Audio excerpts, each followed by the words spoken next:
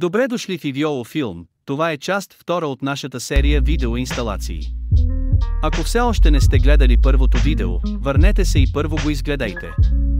Сега ще преминем през инсталирането на фолио за оцветяване на прозорците на вратите на автомобилите. Започнете с търкаляне на прозореца надолу с около 10 см. Нанесете тънък слой инсталационен гел и виолоджел по краищата на прозореца с помощта на гъбачетка. Напръскайте прозореца с течност за нанасяне.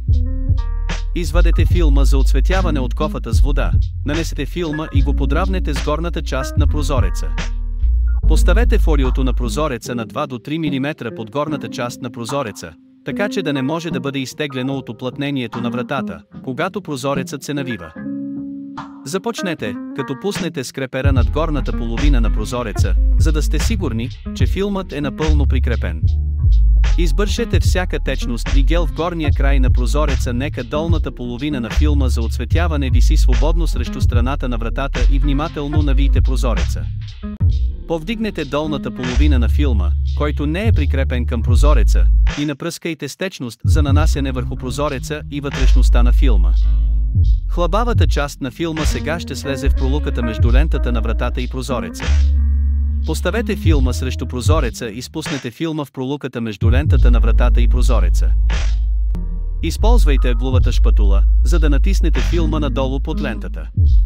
Ако филмът е твърде дълъг, което затруднява натискането на целия филм надолу, без да се създават мехурчета, можете да отрежете филма с помощта на ножа, но не забравяйте да навиете прозореца напълно, преди да изрежете филма. Това е важно.